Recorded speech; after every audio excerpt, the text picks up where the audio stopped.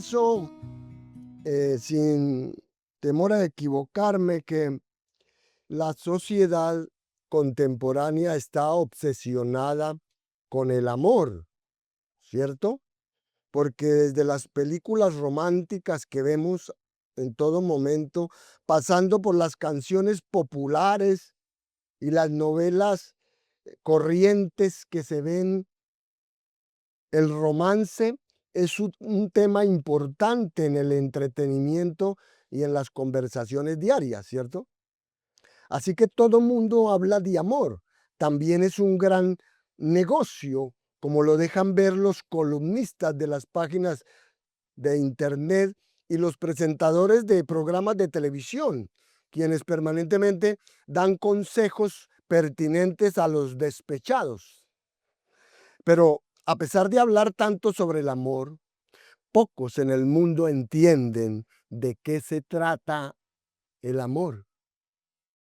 Porque la versión moderna del amor es descaradamente narcisista, o sea, egocéntrica, totalmente enfocada en el yo y desvergonzadamente manipuladora. De tal modo que solo ve a los demás como medio de gratificación personal. Así que no es de extrañar que las relaciones entre las personas egoístas no duren. Y si la pareja actual no vive al nivel de las expectativas nuestras, o si encuentran a alguien más emocionante, entonces se van. De manera que las personas en esta clase de amor son receptoras y no dadoras, en donde la humildad se considera como una debilidad y el egoísmo es una virtud. Pero en contraste marcado con ese amor egocéntrico, la Biblia, la palabra de Dios, enseña que la esencia del amor es el sacrificio personal. Y que en lugar de derribar a los demás, el amor bíblico nos enseña a edificarlos. En lugar de procurar el bien propio, procura el bien y el interés de los demás. En lugar de buscar satisfacer sus necesidades, busca satisfacer las necesidades del otro. Así, la enseñanza bíblica del amor alcanza su cumbre allá en primera carta a los Corintios capítulo 13, ¿cierto? Versos 4 al 8 específicamente, la que viene a ser la descripción más hermosa del amor jamás escrita y donde dice que el amor es sufrido, es benigno. El amor no tiene envidia. El amor no es jactancioso, no se envanece, no hace nada indebido, no busca lo suyo, no se irrita, no guarda rencor, no se goza de la injusticia, mas se goza de la verdad. Todo lo sufre, todo lo cree, todo lo espera, todo lo soporta. El amor nunca deja de ser, pero las profecías se acabarán y cesarán las lenguas y la ciencia acabará. ¿Cómo entienden?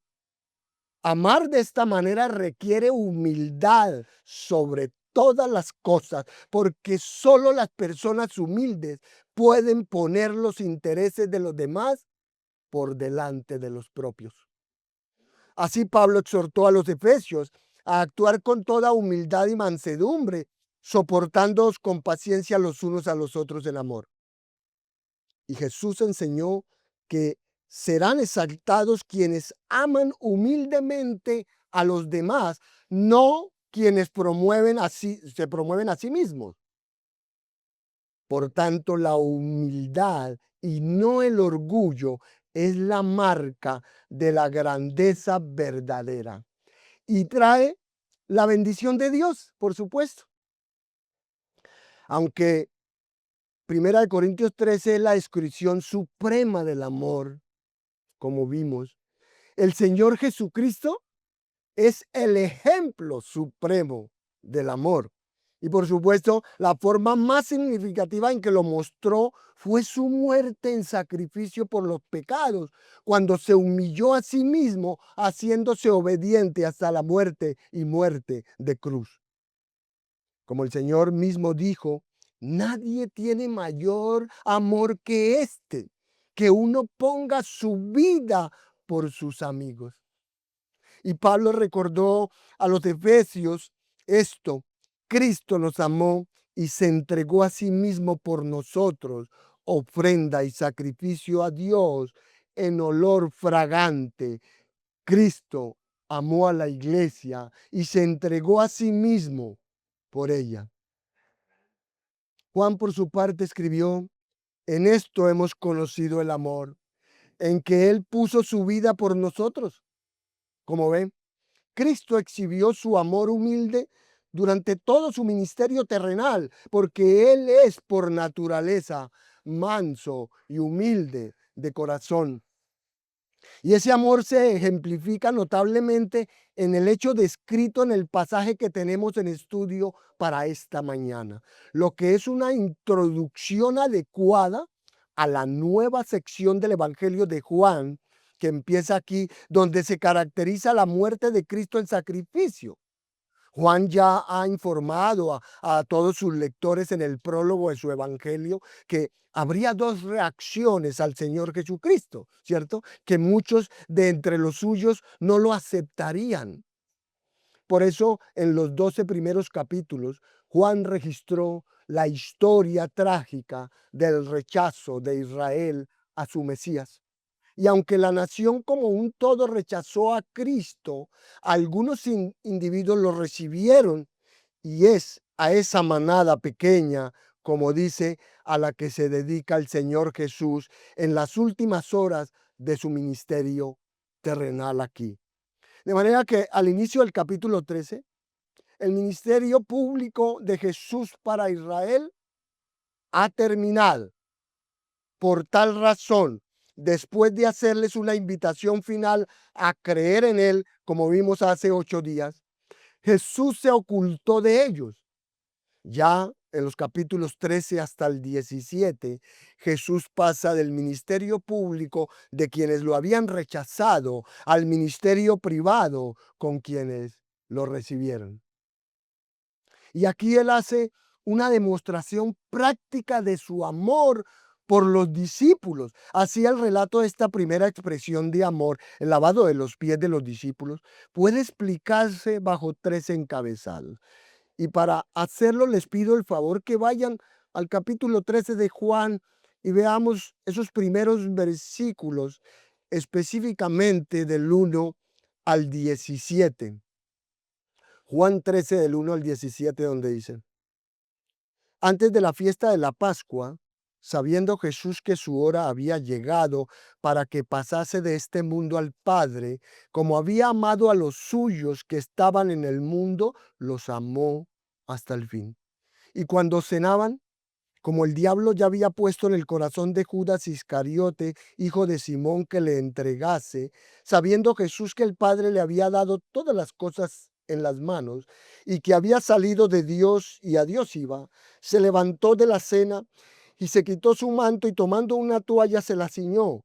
Luego puso agua en un lebrillo y comenzó a lavar los pies de los discípulos y a enjugarlos con la toalla con que estaba ceñido. Entonces vino a Simón Pedro y Pedro le dijo: Señor, ¿tú me lavas los pies? Respondió Jesús y le dijo: lo que yo hago, tú no lo comprendes ahora, mas lo entenderás después. Pedro le dijo: no me lavarás los pies jamás. Jesús le respondió: si no te lavare, no tendrás parte conmigo. Le dijo Simón Pedro: Señor, no solo mis pies, sino también las manos y la cabeza. Jesús le dijo: el que está lavado no necesita sino lavarse los pies, pues está todo limpio. Y vosotros limpios estáis, aunque no todos, porque sabía quién le iba a entregar. Por eso dijo: no estáis limpios todos. Así que después que les hubo lavado los pies, tomó su manto, volvió a la mesa y les dijo: ¿sabéis lo que os he hecho? Vosotros me llamáis maestro y señor, y decís bien, porque lo soy.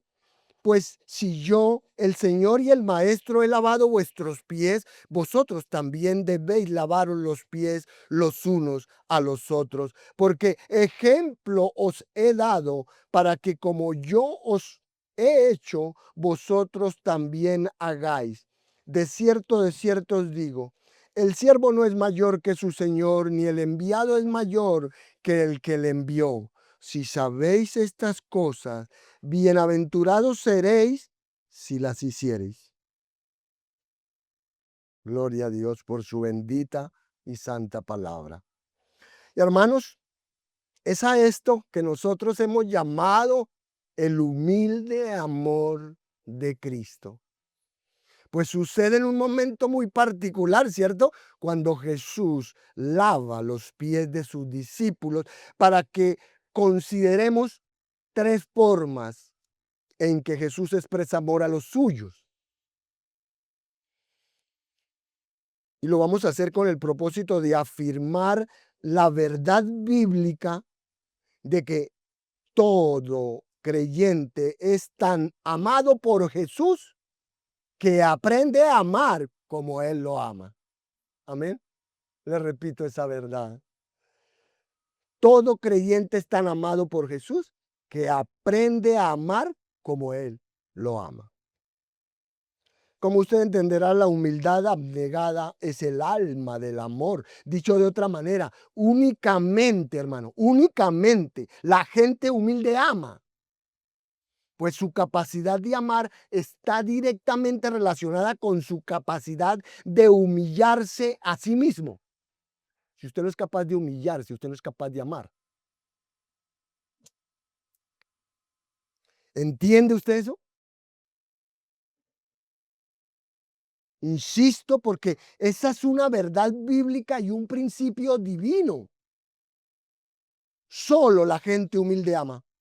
Entre más humilde es usted, entre menos interesado esté por usted mismo, mayor será su capacidad de invertir en otras personas. Amén. Y entre menos esté preocupado por usted mismo, usted estará más preocupado por otros. Entre más sacrifica de usted, más se sacrificará por otros. Es así.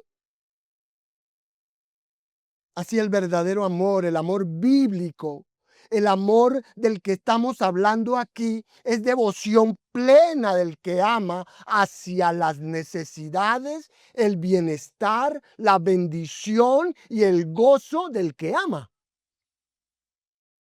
Ahora, yo entiendo que en el mundo es posible que la gente tenga algún tipo de amor sacrificial hacia otros, que hagan algunos sacrificios y que puedan llegar a preocuparse de una manera genuina a nivel humano por alguien más. Claro que eso pasa, pero para nosotros como creyentes, eso se nos manda a hacerlo con todos, todo el tiempo, sin considerar ningún beneficio para nosotros.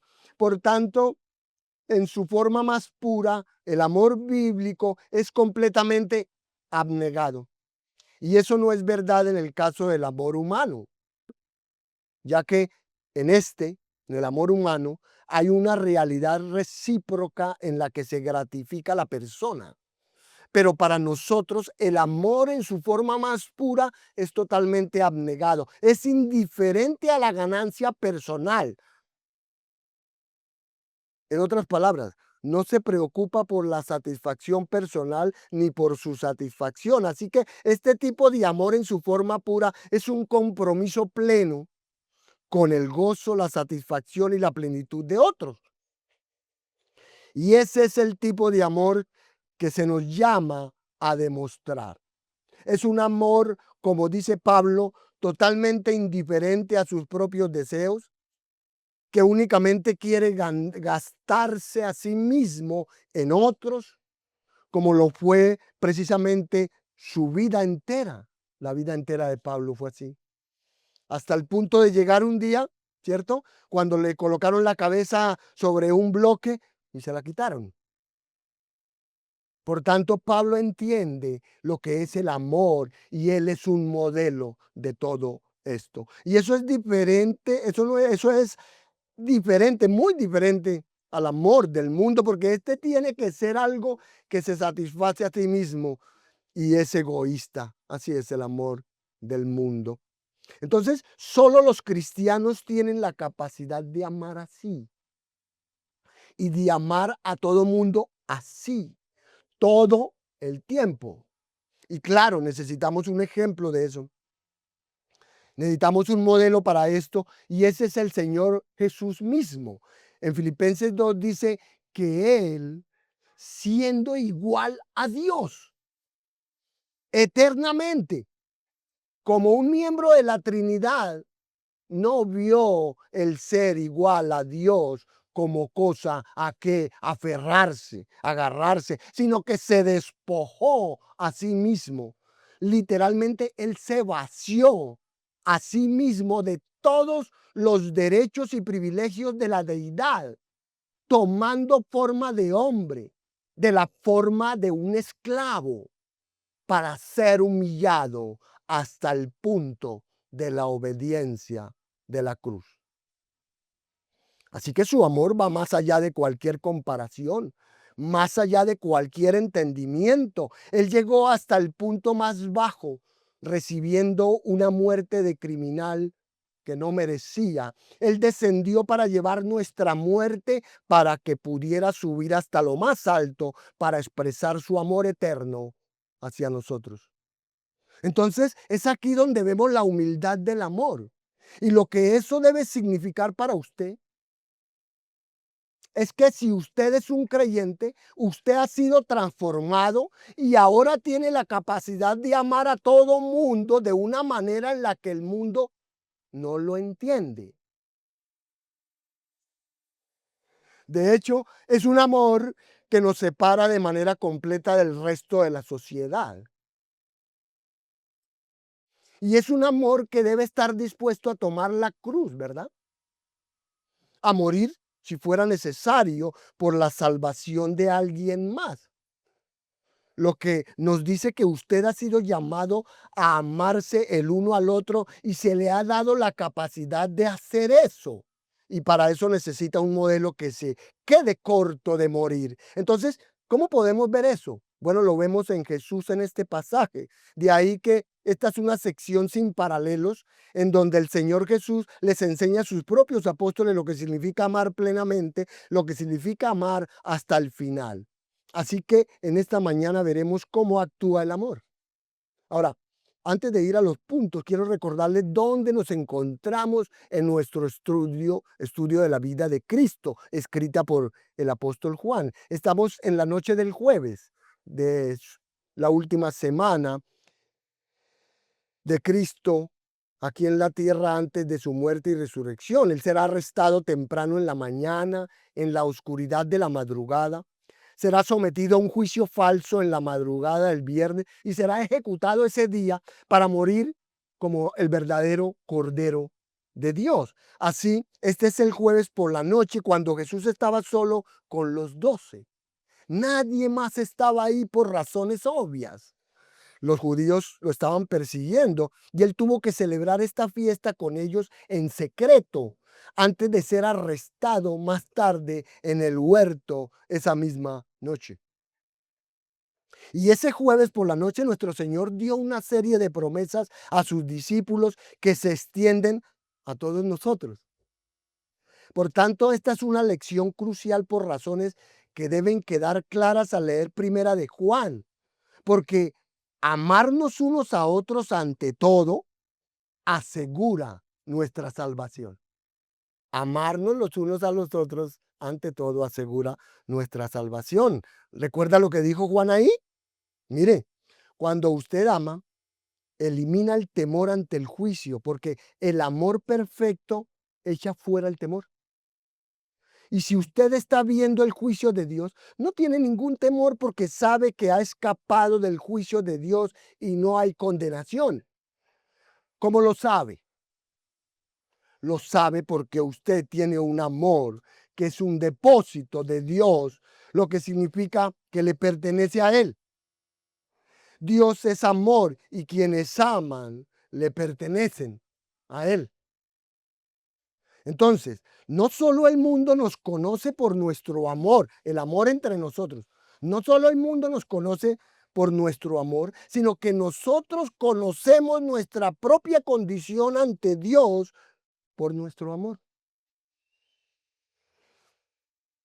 Pero si usted dice ser creyente, oiga bien esto, pero si usted dice ser creyente y odia a su hermano, y cuando digo odia a su hermano, no es que usted esté haciendo cosas contra él, sino que usted no se preocupa por su hermano, usted no le interesa a su hermano, ni siquiera puede saludarlo, acercarse a saludarlo. Si usted no ama a su hermano, si usted odia a su hermano de alguna manera, usted es un mentiroso. Usted es un mentiroso. Así que si dice ser creyente y ama a su hermano, entonces sabe que la verdad está en usted. La verdad está en usted. Y cuando nos amamos unos a otros, eso se convierte en una garantía para nosotros. Cuando nos amamos, eso se convierte en un testimonio para el mundo. Así que es como mostramos el cristianismo. Así es que mostramos nuestro cristianismo. ¿Con qué? Con el amor entre nosotros. Los más devotos no asesinamos, ¿cierto? No hacemos eso. Los más devotos amamos a las personas, amamos al mundo como Dios lo hace, pero especialmente amamos a la hermandad, a los demás en Cristo. Y manifestamos ese amor en expresiones humildes como la que tenemos hoy frente a nosotros. Y el lavamiento de pies, por si no lo sabían, era una necesidad y sigue siendo una necesidad. Solo quiero recordárselo porque mantener los pies limpios tiene ciertos beneficios para usted y para las personas con las que usted se relaciona, ¿cierto? Así que lo entendemos.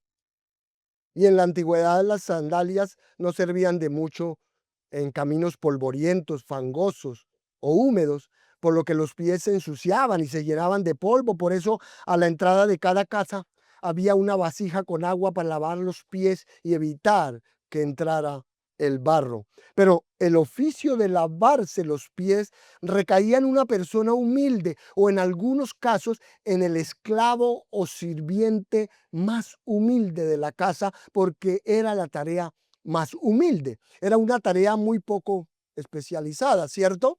Y no la más agradable, pero muy necesaria, muy necesaria. Porque además en tiempos bíblicos, cuando comían, se reclinaban y no se sentaban en una silla. ¿Ve? Así que las cabezas de algunos y tal vez los pies de otros llegaban a estar muy cerca. De modo que la simple cortesía indicaba que debíamos cuidar esos pies.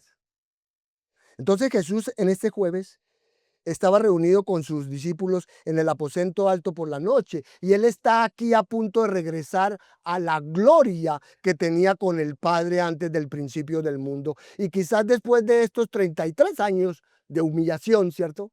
De estos 33 años que llevaba él humillándose, tal vez de pronto alguien se presente y al darse cuenta de que él va camino a la cruz y a la resurrección y a la ascensión, tal vez alguien piense que sea hora de reconocer su realeza, de reconocer su majestad, su gloria, y tal vez decida al menos lavarle los pies. Pero nadie lo hace, ¿verdad? Nadie lava los pies de Jesús. Y eso prepara el escenario para el Señor, ya que todos están sentados a la mesa con los pies sucios y aparte de ser una descortesía, el Señor debió de estar muy decepcionado. Y claro, aquí todos estaban discutiendo, adivine qué.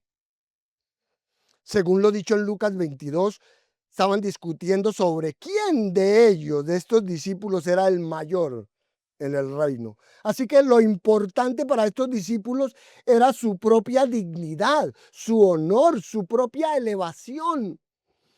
Por eso nadie quería asumir el papel de esclavo y nadie lo hizo. De manera que esto tuvo que ser doloroso para el Señor, ¿cierto? Sin embargo, Él los amó de todos modos. Él los amó de todos modos. Y esto es lo que hace que su amor sea tan increíble.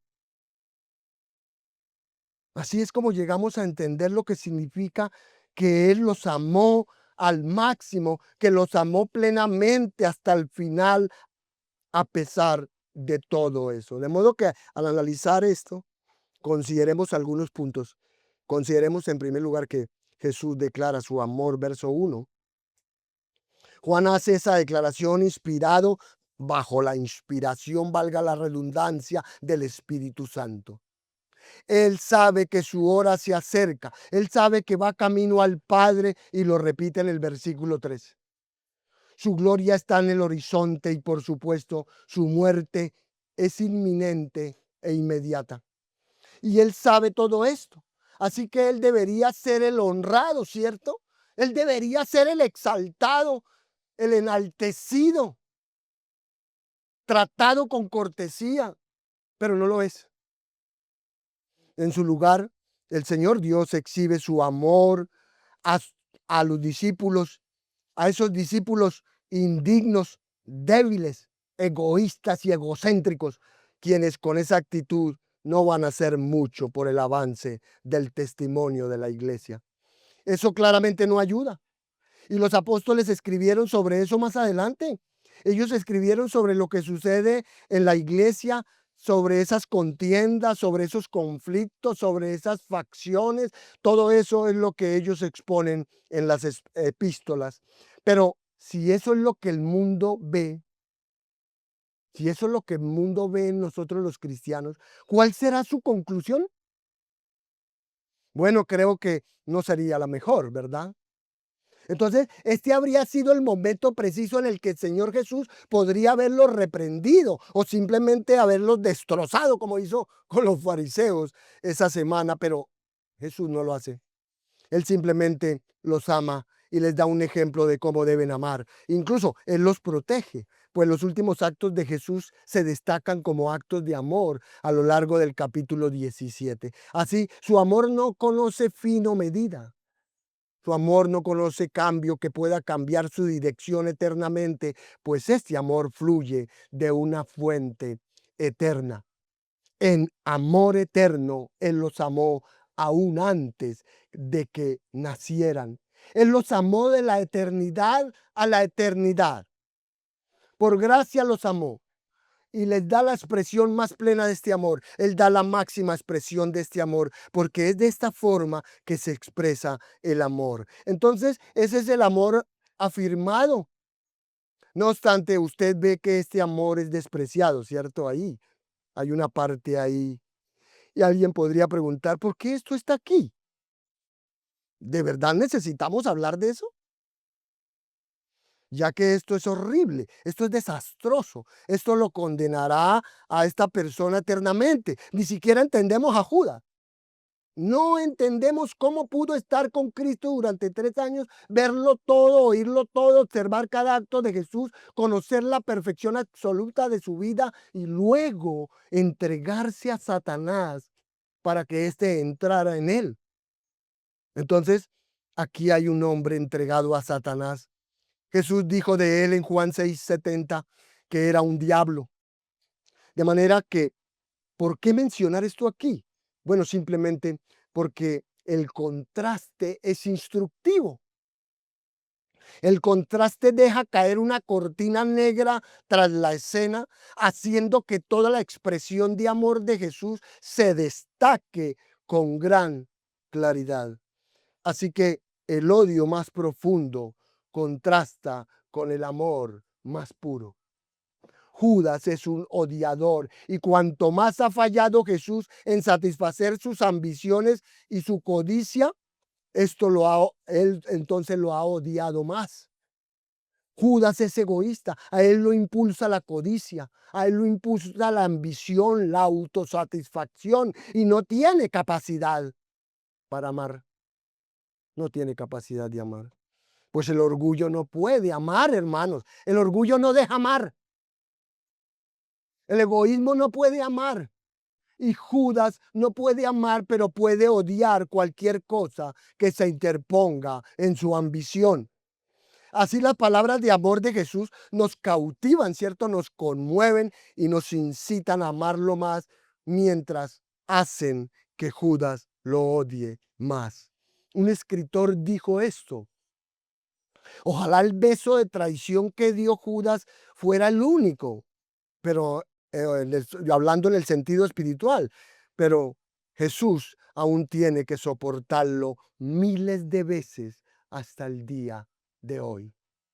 Porque hipócritamente muchos lo confiesan con la boca mientras su conducta lo traiciona.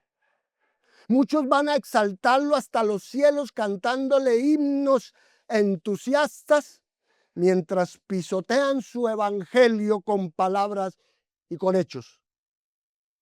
¿No es eso luego otro beso de Judas? En segundo lugar, consideremos que Jesús demuestra su amor, versos 3 al 11. Entonces, ¿cómo amó y cómo se manifiesta ese amor? Bueno, ya les dije que la naturaleza de este amor es el desinterés, es decir, que se consume completamente con el objeto amado y se humilla, y eso es exactamente lo que hace Jesús.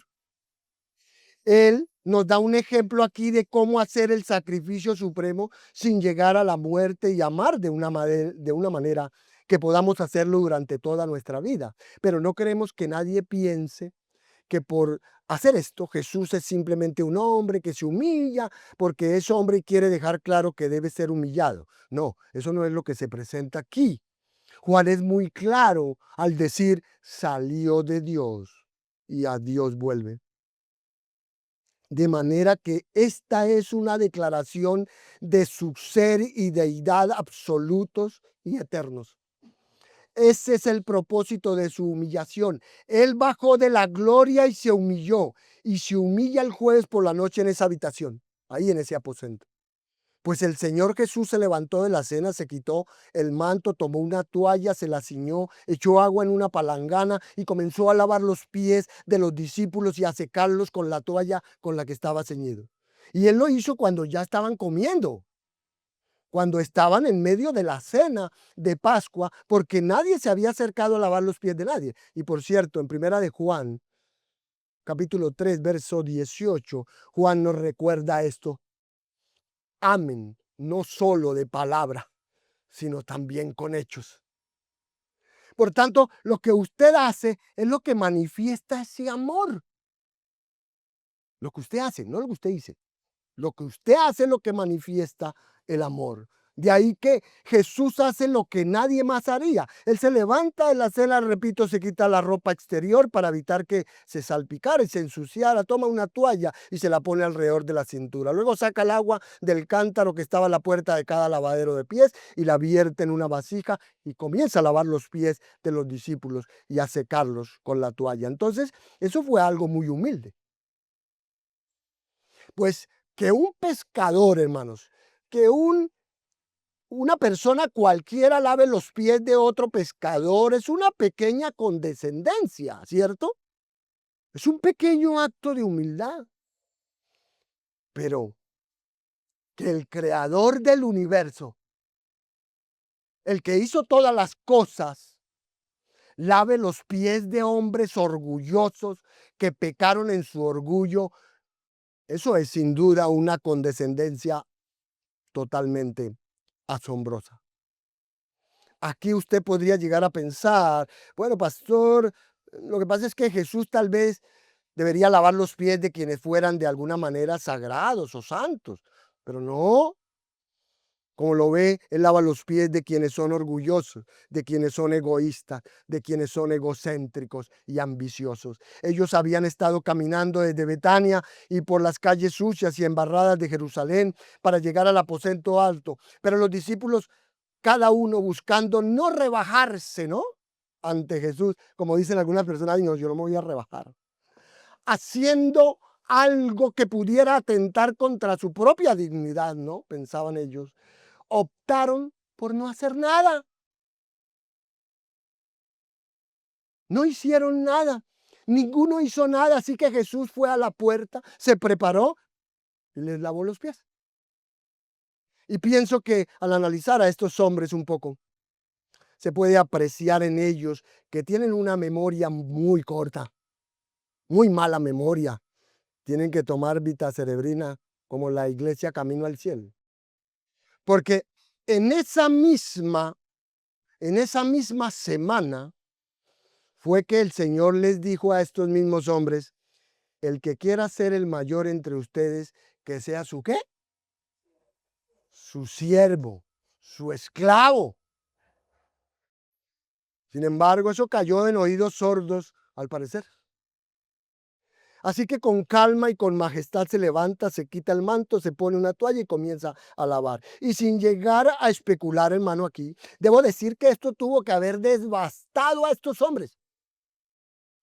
Quizás pensaron, y alguno diría: no puedo creer que esto esté pasando. Yo me imagino a algunos diciendo esto. Y podríamos afirmarlo por lo que finalmente expresa Pedro. Él dice: esto no está bien.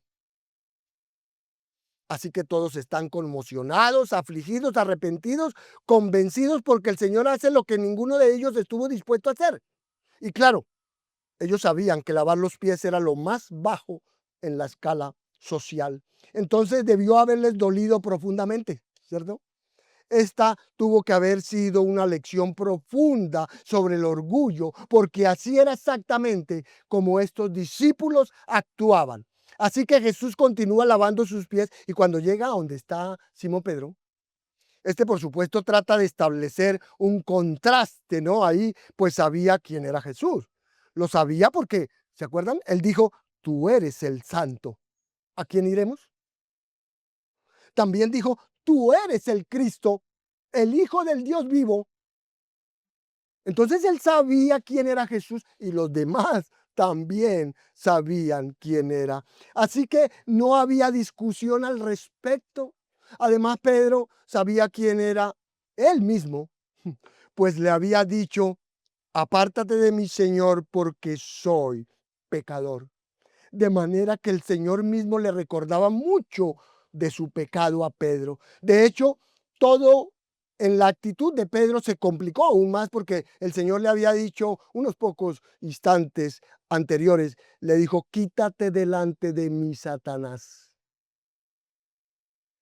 Así que Pedro intenta establecer un contraste que le resulte comprensible, pues se encuentra atónito y hablando por él y por los demás, piensa que no puede permitir eso que está haciendo el Señor. Pero el Señor Jesús le respondió y le dijo: lo que yo hago, tú no lo comprendes ahora, pero lo entenderás después. Y por supuesto, Él no está hablando del lavamiento de pies. Jesús está diciendo: Pedro, todavía no entiendes mi humillación. Y si recuerda usted la visión de Pedro del Mesías, era que él viene triunfalmente. Pedro y todos los demás discípulos todavía tenían una visión triunfalista del Mesías, incluso después de la resurrección. Allá en Hechos 1:6 dicen o preguntan: ¿en este momento nos restaurarás el reino, Señor? Y como tenían una perspectiva del reino, no pudieron, o tenían esa perspectiva del reino, no pudieron soportar la humillación de Jesús. Entonces nuestro Señor le dice: ahora no entiendes, Pedro, pero con el tiempo lo entenderás porque esto es parte de mi humillación. En cierto sentido, esto es un ejemplo para ti de cómo debes amar y también es una metáfora de mi encarnación que significa humillación y condescendencia. Ahora, no ves todo eso, pero lo verás en el futuro. Y así fue. Pedro lo hizo. Si usted lee Primera de Pedro, él entendió completamente la condescendencia de Cristo. Allí dijo, fuisteis redimidos no con cosas corruptibles como oro y plata, sino con la sangre de Cristo, de Jesucristo, como de un cordero sin mancha y sin contaminación. Él entendió la encarnación, él entendió la humillación, él entendió la ejecución de Jesús. Él escribe sobre ello y dice en el capítulo 2, él llevó sobre sus hombros nuestros pecados en su propio cuerpo en la cruz. Entonces, finalmente lo entendió y escribió sobre ello. Juan lo entendió y también escribió sobre ello, al igual que los demás apóstoles. Pero aquí, hermanos, aún no entendían esta humillación hasta la cruz. Pues Pedro valida su falta de entendimiento al decir, jamás me lavarás los pies. Pedro está diciendo que Jesús nunca lavará sus pies de pecador, jamás. Es como si Pedro dijera, basta, para, no sigas, no vas a hacer esto más. Y en realidad, este hombre es bastante descarado, pienso yo. Pedro es bastante descarado, pues llama a Jesús Señor y luego actúa como si no lo fuera, porque se niega a permitir lo que el Señor ha decidido hacer. ¿Cómo es eso? Pero Jesús le dijo, si no te lavo, no tendrás parte conmigo. Entonces Pedro cambia inmediatamente de actitud y dice, Señor, lávame no solo los pies, sino también las manos y la cabeza. Así que Pedro va de un extremo a otro. Pero, ¿qué lo movió a cambiar y hacerlo tan rápido? ¿Qué fue lo que lo movió? Bueno, él quería más que nada, Pedro quería más que nada una relación personal con el Señor Jesucristo. Él siempre quiso una relación con el Señor. Por tanto, dice, Señor, si es así como mantengo una relación contigo, entonces dame un baño, lávame todo. Ahora, ¿qué quiso decir Jesús cuando dijo, si no te lavo, no tendrás parte conmigo? Bueno, él hablaba de la necesidad de Pedro de ser purificado espiritualmente. Necesitaba lo que Ezequiel prometió en el nuevo pacto, ¿cierto? Necesitaba lo que Pablo le escribió a Tito. Necesitaba purificación espiritual y Cristo se humillaba hasta la cruz para proporcionar los medios para esa purificación espiritual. Entonces le dice a Pedro, usted no puede detener esta humillación. Usted no puede hacer eso. Voy a llegar hasta el final. Voy a ir mucho más allá de lavarte los pies. Voy a ir hasta la cruz. Y tú tienes que aceptarlo. Tienes que aceptar mi humillación hasta la cruz, porque solo así vas a ser purificado. Ese es el medio de tu purificación. Y claro, Pedro ya era salvo, por supuesto, por lo que Cristo aún no había hecho, ¿cierto? Y no haría hasta los próximos 2 días, pero ya al otro día, pero ya se le había aplicado a él como a todos los creyentes del Antiguo Testamento.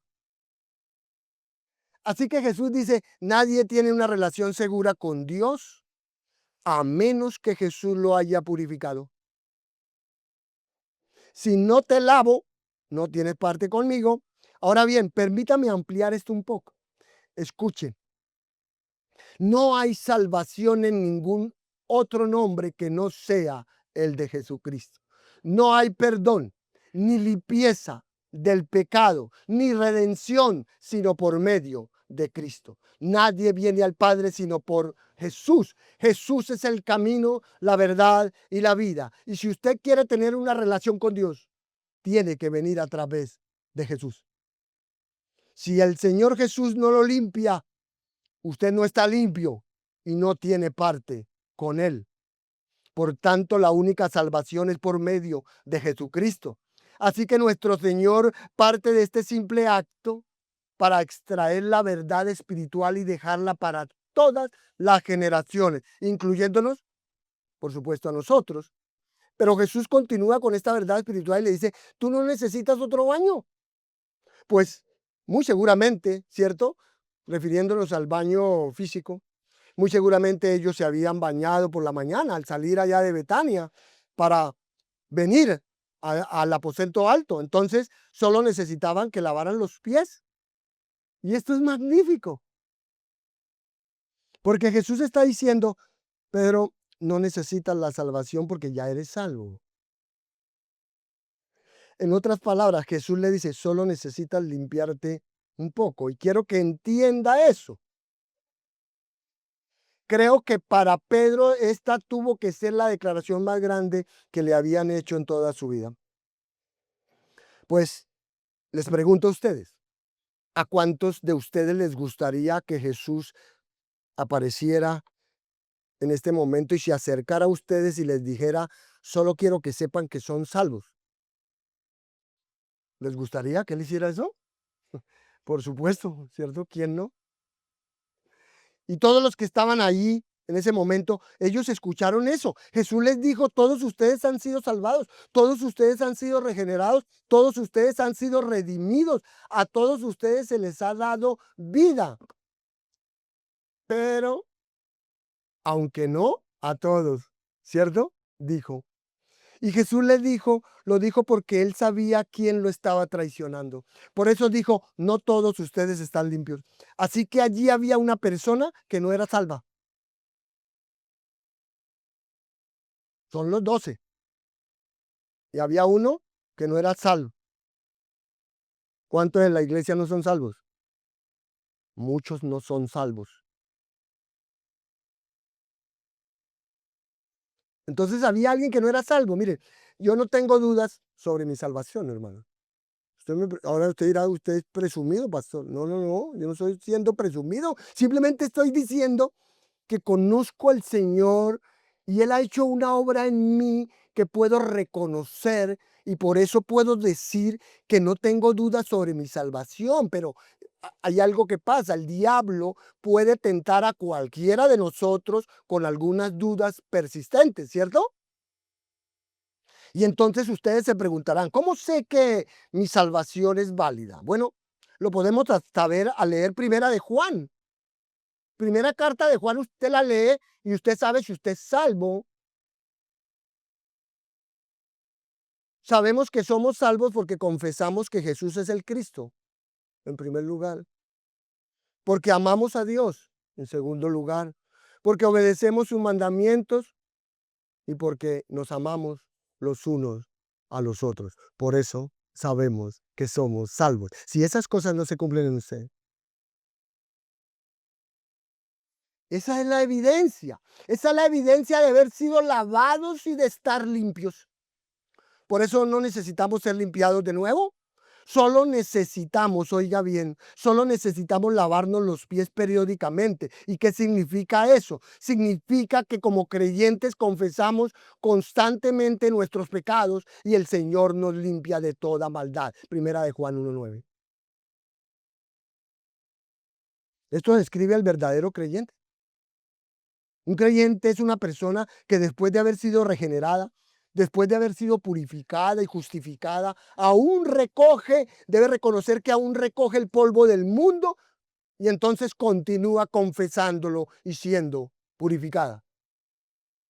Así que hay buenas noticias para todos. En cuanto a Pedro, el Señor le dice que es salvo y Pedro tenía muchísimas debilidades, ¿verdad? De manera que eso debe animarnos un poco, pues si nos vemos como Pedro y es a él a quien el Señor le dice que está limpio, ¿cómo podemos creer que lo está? Lo creemos porque ya está cubierto por la justicia de Dios mediante la fe en Cristo. Pero no todos lo están, ¿cierto? No todos. Entonces, hasta aquí el Señor Jesús declara su amor a pesar de que es rechazado.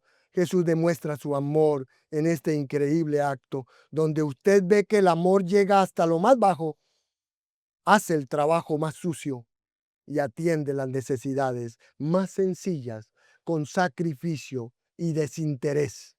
Pero hay un punto final. En tercer lugar, consideremos que Jesús invoca el amor. Versos 12 al 17. Jesús invoca, Jesús ordena, Jesús demanda el amor. Eso es lo que estamos diciendo. Jesús manda el amor. Aquí se invoca o se ordena el amor, por así decirlo. En esta parte Jesús regresa de las realidades teológicas de todo ese acto de lavar los pies a la aplicación práctica del amor. Él les pregunta, ¿saben lo que les he hecho? Y ellos por supuesto lo saben. Ellos lo sabían. ¿Cómo podría alguien negar el señorío de Cristo? Por eso lo llaman Señor y Maestro. Y si el Señor y el Maestro les lava los pies, ustedes también deben lavarse los pies los unos a los otros, porque les di ejemplo para que hagan lo que yo les he hecho o les hice. Esta es la lección. La lección es amar así, amar desinteresadamente, ¿cierto? Amar con humildad, amar en la necesidad más humilde y sencilla de la vida. Pues si usted piensa, mire, aunque la muerte estaba en la mente de Jesucristo, en su mente no estaba la amargura, no estaba el odio, en su mente no estaba la ira, no estaba el resentimiento. Ninguna de esas cosas estaba en la mente del Señor Jesús. De hecho, cuando usted mira a través del corazón de Cristo Jesús, en este preciso instante, lo único que está y permanece en su mente es el amor. Él solo piensa en ellos y piensa en ir a la cruz con un corazón de amor. Entonces sus pensamientos solo estaban en la cruz, no solo estaban en la cruz. Él no solo estaba pensando en su cruz, sino en el gozo que le esperaba después de la cruz. Sus pensamientos estaban en su regreso al cielo y en la gran reunión que tendría lugar al regresar con el Padre, aunque la anticipación de la cruz era una tristeza aplastante.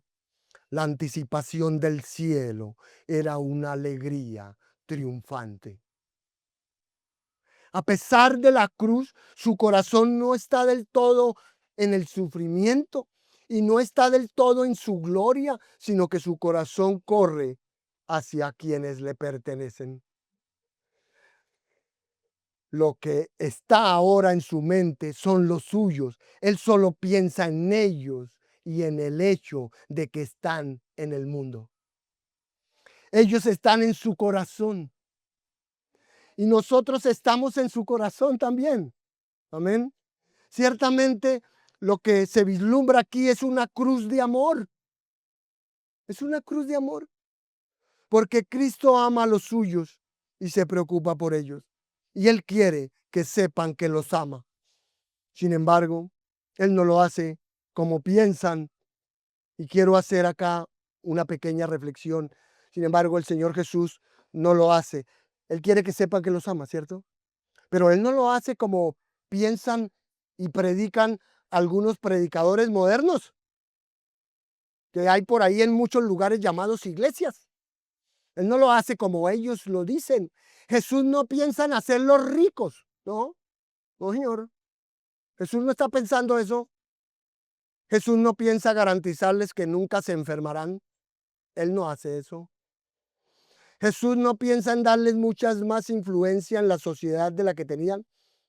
No. Jesús no piensa en hacerlos exitosos. Tampoco. Jesús no piensa en hacerlos físicamente más atractivos. No. Tampoco. En cambio, Él piensa en amarlos tanto que los sirvió con humildad. Así lo hace. Por eso les lavó los pies. Por eso se humilló y se rebajó para hacerlo. Hermanos, escuchen esto. Un matrimonio ha sido arreglado solo por Dios. Un matrimonio ha sido arreglado solo por Dios. Esto sí que me encanta. El novio es Cristo. Nosotros somos la novia y Él nos ama. Aunque algunos ya se salieron de ahí. Hay sillas vacías, ¿verdad? Les repito, Dios arregló un matrimonio en el cielo y en la tierra. Él lo arregló solito El novio es Cristo, nosotros somos la novia y Él nos ama tan completamente que solo puede describirse con la expresión griega que significa que los amó con la infinita capacidad del amor divino. Y algún día, hermanos, veremos la plena expresión de ese amor manifestándose en nosotros cuando entremos en la casa del Padre y veamos lo que Él tiene preparado para nosotros ahí. Pero hasta ese entonces, hasta ese momento, hasta cuando llegue ese instante, disfrutamos aquí de constantes y abundantes expresiones de amor, mientras Él nos da dones para nuestro gozo, nuestra paz, nuestra fecundidad, nuestro conocimiento, nuestra sabiduría, nuestro poder, nuestra seguridad y todas nuestras necesidades. Entonces, empiecen por ahí, dice Él. Empiecen a amar así y todas las cosas más elevadas vendrán si aprenden a amar en el nivel más bajo de necesidad. Para eso les he dado ejemplo. Este es un ejemplo para que hagan lo que yo les hice. Ese es un llamado del Señor a todos nosotros, sus seguidores, porque razonando de lo mayor a lo menor, Jesús dice, si el Señor y el Maestro ha hecho esto, si yo el enviado he hecho esto, ¿no debería usted, el discípulo, el esclavo, hacer esto? ¿No debería usted, que es inferior, hacer esto? Si yo, la persona, dice Jesús, si yo, la persona más exaltada y elevada del universo, puedo rebajarme, ¿no podrán ustedes, que son infinitamente inferiores a mí, humillarse? Entonces, toda esta lección, hermanos, gira en torno a lo que dijo Lucas 22-24, como ya les dije. Allí discutían sobre quién de ellos era el más grande. Y el Señor Jesús aquí acaba de demostrar quién es el mayor. Por tanto, este ejemplo debió haberlos conmocionado profundamente. Porque, ¿cómo se enseña a la gente a amar? ¿Cómo? Bueno, eso se enseña amando. Amando. Así se enseña. No espere que lo amen. Ame.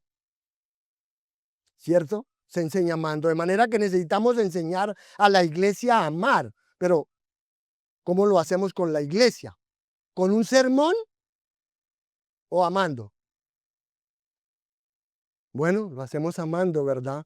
Y debemos aprender a hacerlo. Luego, el Señor dice, puesto que sabéis estas cosas.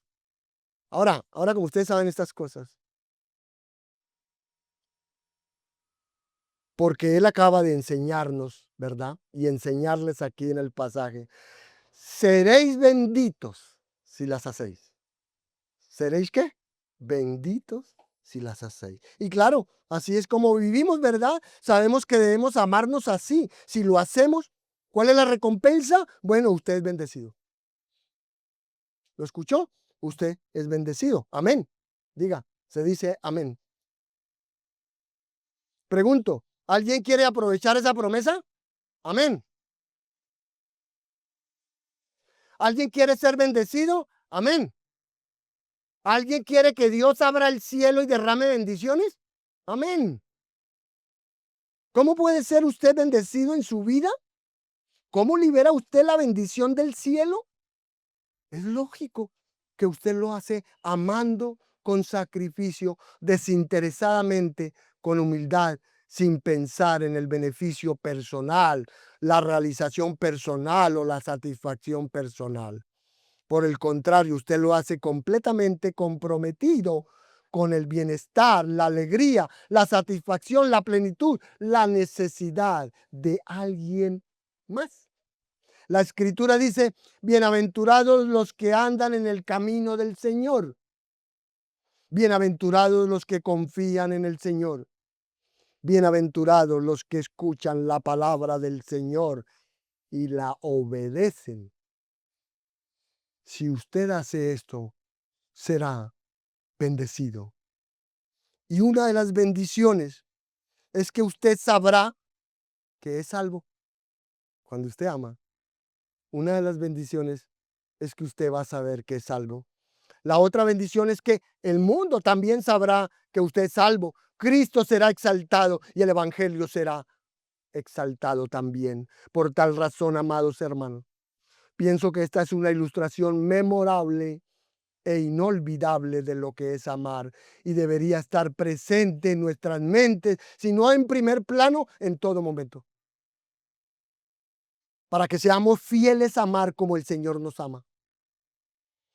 Para eso tenga presente que el amar no es místico, amar no es algo místico, amar no es algo emocional, no, es amar sirviendo desde lo más bajo y cuidando a los demás. No porque se lo hayan ganado. Usted no ama porque se lo hayan ganado o porque lo merezcan, sino amando como el Señor Jesús amó a quienes eran orgullosos, egocéntricos y a quienes discutían sobre su propia dignidad. Oramos entonces para que el Señor nos ayude a amarnos así. Oramos para que seamos capaces de humillarnos, seamos mansos y humildes como el Salvador, para que nuestro amor sea exaltado. Todo eso lo pedimos solo para la gloria de Cristo y para su gloria en la iglesia. Amén.